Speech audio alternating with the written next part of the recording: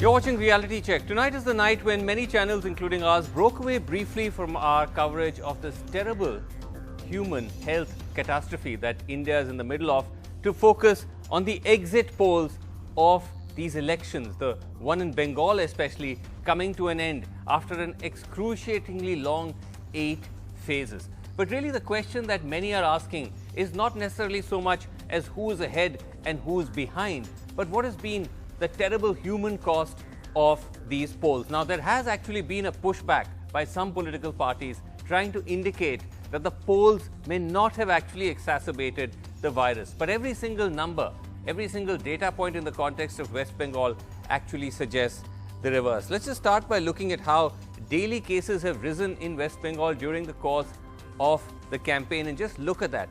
They've actually shot up from a low of under 2,000 cases to now hitting almost 18 to 20,000 daily cases in West Bengal. Not just that, the polls, or during the time of the polls, West Bengal's growth rate of the virus has actually crossed that of India. It's almost double. During the period of the 1st to the 29th of April, which is when the polls were at their peak, the virus was growing in India, average growth rate of 7%. In West Bengal, growing at 13%. As I said, almost double. And what's scary is that this might actually not reflect the full extent of the spread of the virus in the state, because West Bengal is amongst the lowest testing states in the country. So what you have on your screen are the top 5 highest testing states, which include states like Delhi, Kerala, Karnataka, etc., which are doing anywhere from 4 to 8 lakh tests per million. And then at the bottom of the heap, you have states like Jharkhand, Uttar Pradesh, Rajasthan and West Bengal, which are just testing about 1 lakh per million. And right through this period, the top leaders, both at the center and at the state, were out there campaigning relentlessly, day after day. The Prime Minister racking up almost 24 rallies, 24, Amit Shah 27, Mamata Banerjee clocking in a record 114 rallies, 114, during this campaign. And this is not just hypothetical. The toll it has exacted on those participating in these elections is real. At last count, at least 5 candidates have tragically lost their life in this election. Sameer Ghosh, an independent who died on the 26th of April from the Vaisnab Nagar constituency. Kajal Sinha of the Trinamool Congress from the Khardaha constituency just a day ago. Abdur Rahman of the Congress, he died on the 17th of April. Pradeep Nandi of the Revolutionary Socialist Party lost his life from Jangipur, and Razaul Haq of the Congress also died on the 15th of April.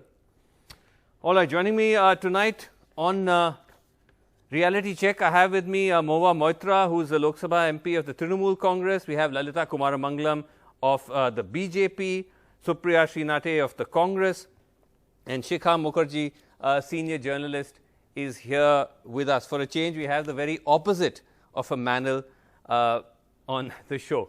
Mahua Moitra, let me start by asking you, I know that at the moment the exit polls, the average of the exit polls is showing the Trinamool ahead, but is the, in a sense, outcome of this election overshadowed by the manner in which the virus is racing, particularly in West Bengal, taking a toll on your candidates?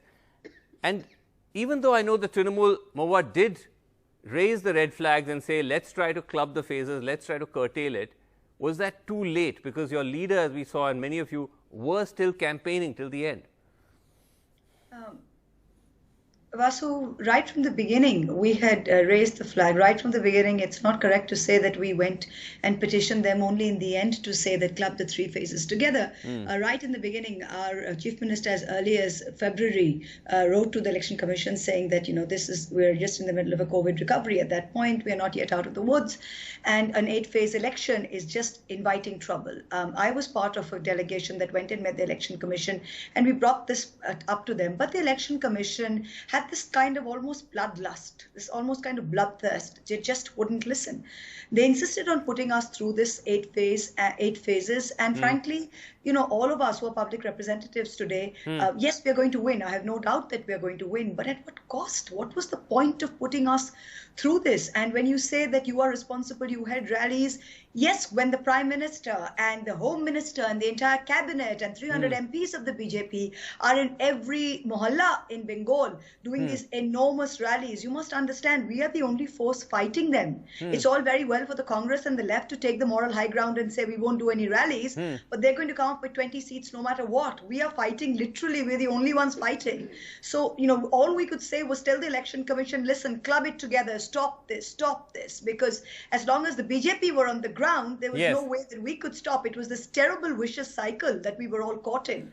Suppose you had said, Mahua, suppose at some point you just said, whoever wins is going to be a Pyrrhic victory. We're going to win, but I think, frankly, this has had such a heavy toll. I mean, and I think in some ways it has shown to India and to BJP's voters, this is what you get when you vote people with no decency and no sense of moral right and wrong in. Okay, you said there's a vicious cycle or a circle, Mahua, but couldn't at some point you have just broken it by saying, listen, we're now just suspending campaigning, we're just going to do digital online, and that may have forced the other side, the other parties, to also follow. Vasu, you're talking like, if I may say, I won't use the word fool, but you're talking like definitely a child. We're dealing with Mr. Modi and Mr. Shah.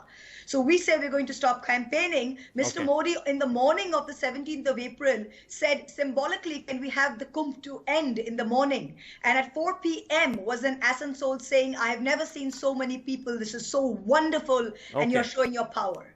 This is who we are dealing with. What are we talking about, Vasu, please? I mean, really? Lalita Kumarmangalam, looking back now, do you believe that it was a mistake for the BJP to, in a sense, be the only party? I mean, the other parties towards the end, Trinamool says that they were raising the red flags much earlier. The BJP resolutely insisted on pushing ahead with this campaign and only finally suspended it when the death toll and the numbers were so high that it was politically becoming embarrassing. Was that a mistake? Vasu, let me remind everybody tonight that sometime in November last year, Prime Minister Modi had actually written to the Election Commission saying that we should do digital campaigns. At that point of time, it was various opposition parties who raised a huge hue and cry about the lack of democracy, etc., etc., etc., and that plan was shelved. Now, it's very easy to blame the BJP for everything. It's become a habit. Mr. Modi is in power. It's par for the course at this point of time. Whatever may be the rhetoric, as you pointed out, if the TMC really was so against what the BJP was doing, they should have taken steps or taken decisions on their own. It's not as if we dictated anything to them. But the BJP, like any other political party, I suppose, the TMC also wanted to win these elections. So they did what they felt. But I'm asking you about the BJP. Now, I am far from pointing. 1 minute, let me finish. Yeah. I have said this for the last 3-4 times that I've been in NDTV, that at the time for this finger pointing and slandering others and saying, oh, we are so good, everybody else is so bad, especially Modi and Amit Shah, it's far gone. I feel personally, and I'm not talking of slander. I'm talking of hard facts. Just a second, Lalita Kumarmangalam. Been postponed. I'm saying we should have postponed all elections. I'm not saying just Bengal. I agree that everything that's been going on over the last 3-4 months, where state center seems to have miscalculated, we've become complacent about COVID not being there, religious festivals of all hues, shadis, Ghana, whatever, all public gatherings at some time or the other should have been banned by everybody throughout the country. It wasn't done, and today, unfortunately, too many of us are paying the price for it. Listen, of course, I don't think it was just the election campaigns, but I'm sure that they also had a hand in making sure that COVID is, ran rampant all over the country. Hold on, Lalita Kumarmangalam. Of course, it's not just Lalita Kumarmangalam. Hold on. It's, of course, no one is saying it's only the election campaign. There were a number of super spreader events, but the election campaigns crystallized, in a sense, what was wrong with this entire process, where you had leaders of the government like the Prime Minister and the Home Minister on one hand saying, please be careful, please follow all protocols, do not violate COVID rules, and then on the other were going around addressing these huge crowds. And I think what made it worse was that by the time you had other parties saying, listen, this is getting dangerous, let's stop it, let's pull out, the only party that was refusing steadfastly was the BJP. That was something. That was what was deeply problematic. In November, Vasu, I just reminded you that last year in November, Prime Minister Modi, at that time they were not these big elections, they were due, but they went on, had actually asked the election campaign to allow web campaigning. Let's not forget that Narendra Modi has been almost, the person who introduced huge, big online campaigns to India's elections. So why didn't he do it this time? When he first became PM. So why didn't he do it this time? Because when we did apply, it was the opposition parties who created a huge hue and cry and said that online campaigning, whatever arguments they had to use, we'll have to fact check this. The EC dropped it. Okay, and let's get Supriya Srinath. It's easy to put the weakness of the obvious weakness of the EC in not being able to take a strong stand on especially on this issue in this election. With the election commission, with the election commission, shift the blame always to the BJP. What was the EC doing? They have powers. They have a huge amount of power. They should have had the guts to have actually put their foot down. They didn't. Well, we know about, when it comes to the election commission and their power and their guts and their independence, that's another story. Supriya Srinath, you wanted to come in? Yes. Vasu, how many times have everybody... Okay. Lalita ji, just a second. Let her come in. Yes. If they wanted. Let her come in. Sorry, go ahead. At 8:41 p.m. on the 29th of April as we speak, there must be about 4,000 people in this country who are already dead due to COVID. And this is government data. About 380,000 people or over may have already been inflicted with COVID. And this government chooses to look the other way. You refuse UN Health, but the health minister is a record to say there is enough vaccine, enough medicines, enough hospital beds, enough oxygen available in this country. If all of this is so readily available, why are people dying on the road? Why are there queues outside crematoriums? Why are burial grounds overflowing with people? And why is the government still so incompetent and so drunk on power that they don't even want to accept that we are in trouble? I am sorry to say, when you were going around and doing rallies in this country, and the Home Minister chose to do a rally, even as our tally crossed 3 lakh. Let me just finish, Vasu, very clearly. Yes. UP, my home state, has had local body elections. It's India's most populous state.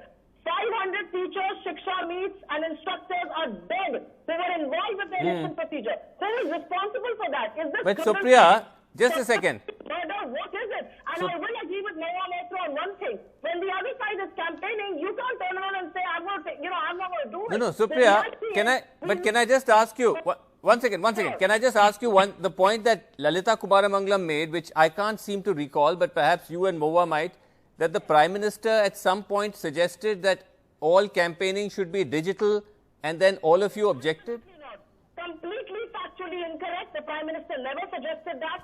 And to turn around and say it wasn't done because the opposition didn't agree. When do you take the opposition into cognizance? The opposition is trying to tell you every day that because of your incompetence, people in this country are losing lives that can be saved. Okay. Young and old, dying in big numbers. And you are not taking on the opposition on that. You are now going to blame the opposition for your misgovernance, for your incompetence, and for your complicity. Okay. And what I will call daylight murder of large sections of our population. Okay.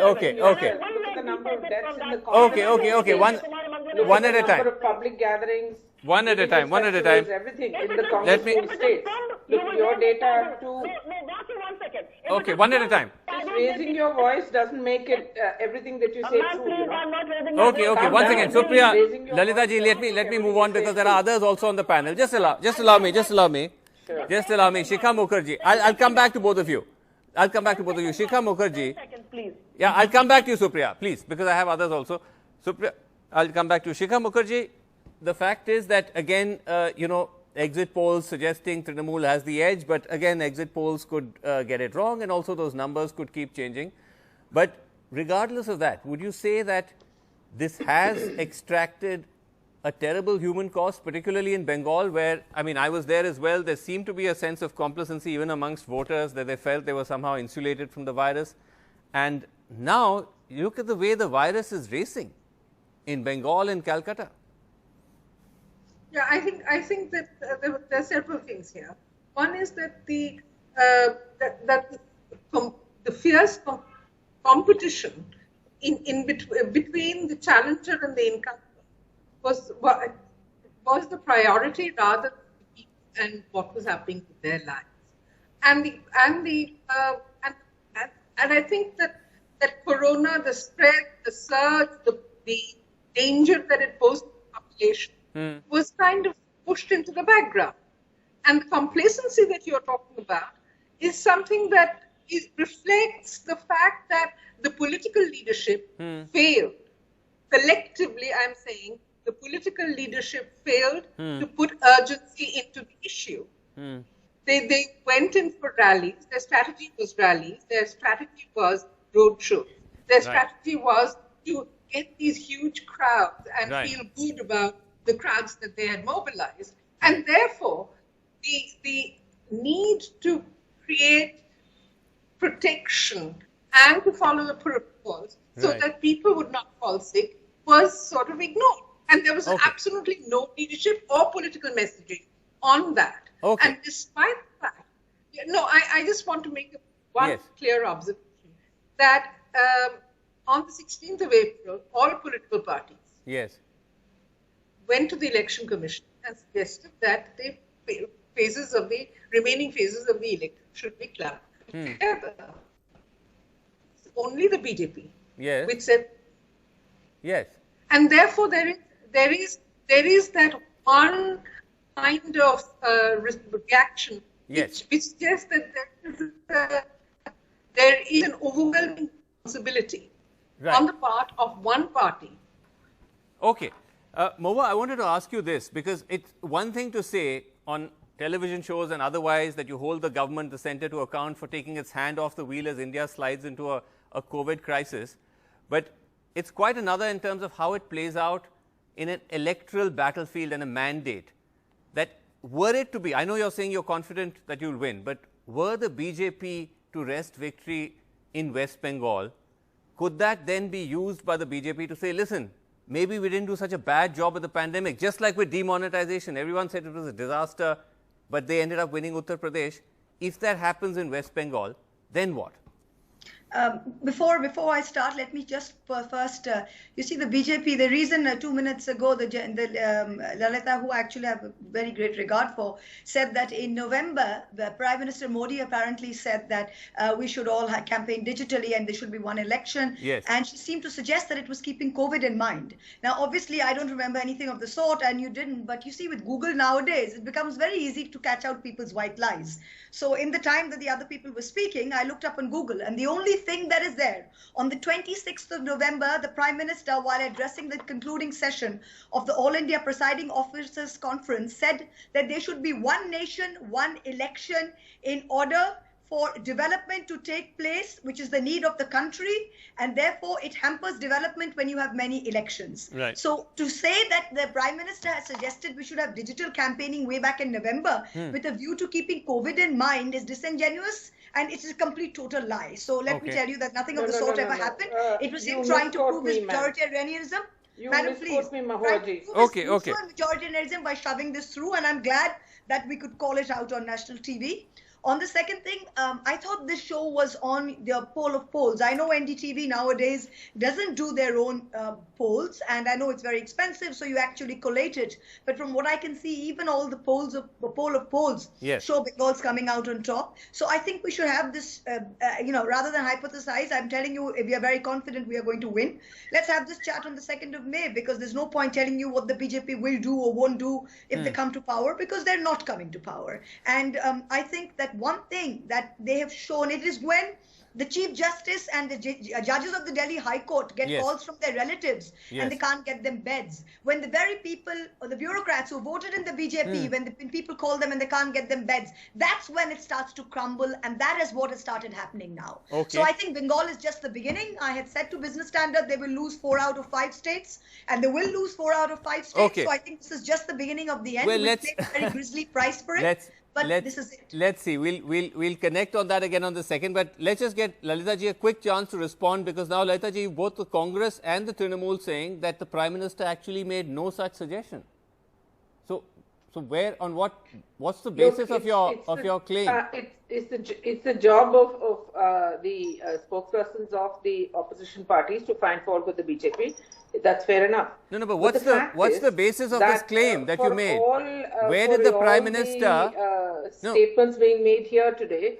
No, Lalita ji, what's the basis? Hold on. Once again, what's the basis of that claim you made? on what basis are you saying the Prime Minister made that offer? I'm not able, I'm unfortunately on my phone and I'm not able to get to the particular date. But I will WhatsApp it to you as soon as this is over, because there was, as you know, the last two times there was a problem with getting connected with NDTV. Okay. But I will send it to you, and you know that I don't normally fudge things. No, I'll absolutely coming to the results of wait to hear from you. Be declared on 2nd. Let's wait and see. Okay, let's wait and see. Let's not forget that in 2019, when we said we would win 300 seats, everybody scoffed at us. Yes. But let's wait and see what happens. Supriya Srinath, yes, Supriya. Yes, Supriya. Vasu, very quickly, the Prime Minister never said this, and there is proof and evidence to say that he never did. But the reality is that the Prime Minister in January ignored the warnings from the Cabinet, the Parliamentary Standing Committee on Health, the Experts Committee. He ignored the Zero Survey, which was completely masked. He ignored the warnings that came from the Scientific Task Force. The reality is that the EGOB on oxygen supply met on the 24th of April 2020, and then it met next on the 15th of April 2021. We are the largest manufacturers of oxygen in the world. Our people are dying, but the Prime Minister and his government's focus is nowhere close to dealing with the COVID crisis. Is nowhere there. Supriya, but let me ask you the question I asked Mahua, that while you may get angry about the way the government is handling or mishandling the pandemic in your eyes, the fact is they are at the helm because of the fact that particularly the Congress does not win elections. Even with these elections, it's unclear whether you're going to win Assam. It's unclear whether you're even going to win in Kerala. You're not really a force in West Bengal. Vasu, I will be very frank today, and I'm going to speak as an individual. I will wear my political hat, and I will tell you, I think the debate today is not about winning or losing elections. Our country is losing the war against COVID. Look at the kind of scenarios that we are seeing. I think we've had enough of this. Well, it's linked, no? If you're saying... This is not a political warfare alone. This is a war cry to save the country, and the elected government at the helm of affairs is not doing that. But Supriya, it's only linked because if you say that it's misgovernance by a particular party in power, then obviously it does get linked to elections, and it gets linked to electoral democracy, because that determines who comes to power or not, and then that gets to determine how the country is run or not. But anyway, let me just very little time. Shikha Mukherjee, regardless of who wins, you believe that whoever comes to power, particularly in West Bengal, is going to be up against a tough challenge because, as I said, the health infrastructure in West Bengal has been creaky for a long time, doesn't seem to have really improved. And just look at the testing numbers, they're so low. So you don't even know the full extent of the pandemic. I agree with you. It's just that the first and foremost task of whichever government comes to power, regardless of who is the chief minister in the case of BJP, is prioritizing what about COVID. Okay. The fact is, hospitals are overrun. The fact is that medicines are in short supply, as is happening across the country. And this having declared that there should be one nation, one government, double engine sarkar and all that stuff. If the BJP comes to power, then it needs to be able to deliver on the efficiencies which it promised. Okay. And that's the Mahua, that is exactly where it's at. Okay. Mahua, last word from you. In the event that you guys come back to power, big challenge dealing with the rising virus curve? Yes, of course. I mean, last time was bad enough, but of course, we are prepared. But we have to understand for the past 8 weeks, our entire administration, the machinery, the DMs, the BDOs, the SDOs, all of us have all been, even now we are busy training our counting agents for day after tomorrow. So when the entire state machinery, the police, all of it in India, the entire enforcement mechanism to combat such a pandemic has been off the field for the past 8 weeks, it makes it doubly difficult. Right, and no lockdown as well.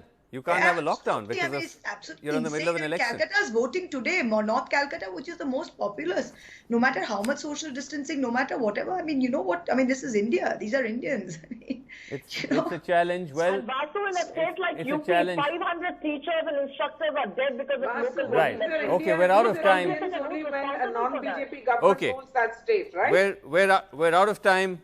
We're out of time. But anyway, fingers crossed that at least now that the campaign is over, we might see somewhat of a taming of the virus in West Bengal. But thank you all so much for joining me. You've been a great panel. Thank you so much for watching. That's it on Reality Check.